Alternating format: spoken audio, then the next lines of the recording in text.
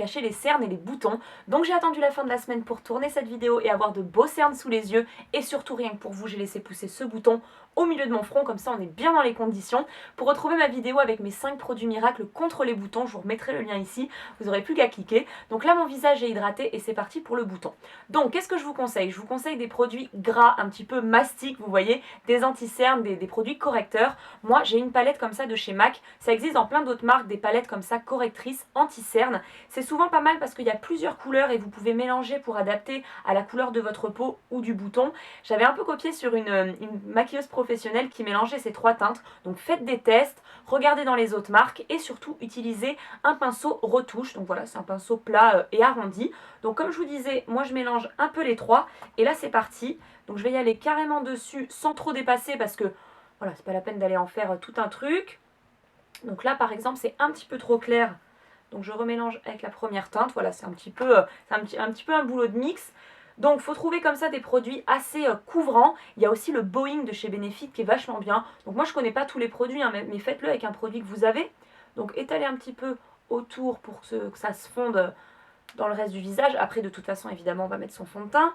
Voilà, n'hésitez pas à repasser. Et moi je fais des retouches en fait dans la journée avec ce genre de choses. Voilà, donc déjà là le bouton il a plus de couleur, c'est déjà pas mal. Il y a un produit aussi que j'aime beaucoup, c'est le Full Cover de chez Make Up Forever, mais moi je vais plutôt l'utiliser en anti-cerne. Enfin, je vais utiliser de l'anti-cerne, mais quand j'en ai beaucoup des cernes, j'utilise d'abord ça.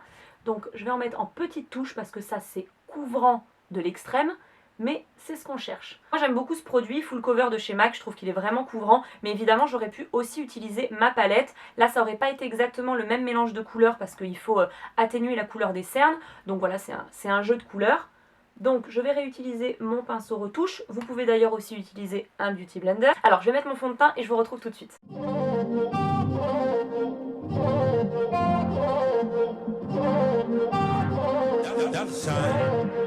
Je vais mettre mon anti-cerne habituel.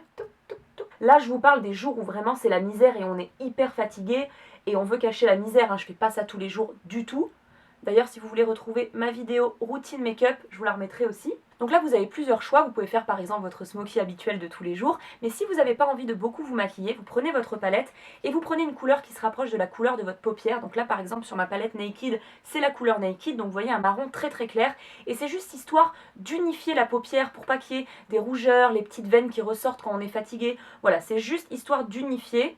Ça fait très très naturel, il faut vraiment que ce soit la couleur qui se rapproche le plus de votre peau, mais au moins ça unifie pour qu'on voit pas toutes ces petites choses qu'on n'a pas envie de voir. Donc j'estompe un petit peu parce que c'est vrai que c'est un tout petit peu plus foncé là. Et je fais pareil sur l'autre côté. Donc j'utilise un pinceau plat, je mets ça sur ma paupière mobile, un peu n'importe comment, hein.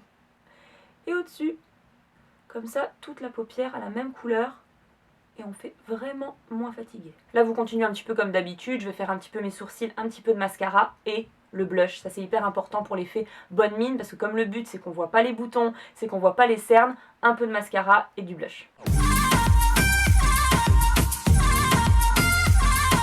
Je vous ai jamais parlé de ce mascara, j'en profite. Ça s'appelle le mascara extra mince de chez NYX et regardez cette brosse. J'étais pas très convaincue au début, donc ça porte bien son nom, je me suis dit ça va faire aucun résultat.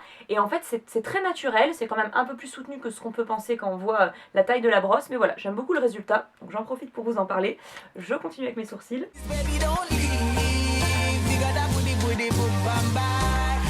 Et le blush pour se donner bonne mine. Ça c'est hyper important. Donc je récapitule, avec ma palette correctrice, j'ai recouvert mon bouton, avec un produit bien couvrant, j'ai recouvert mes cernes, j'ai fait mon fond de teint, j'ai mis de l'anti-cerne, avec une couleur un petit peu voilà, qui se rapproche de la couleur de la paupière, j'ai recouvert ma paupière, mes 2 paupières même, un petit peu de mascara pour avoir le regard éveillé, j'ai fait mes sourcils, ça je trouve ça hyper important pour avoir l'air quand même un petit peu maquillé, et le blush pour l'effet bonne mine. Et voilà, ça me donne cette tête. Et je trouve qu'on oublie quand même pas mal mes cernes et mon bouton du début. Donc j'espère que cette vidéo vous aura plu, vous aura donné un petit peu des conseils pour les jours où on se réveille et on fait waouh. Je vais faire peur à tout le monde. Donc voilà, j'espère que ça vous aura donné des idées, des petits conseils. N'hésitez pas à vous abonner à ma chaîne YouTube et moi je vous dis à très bientôt.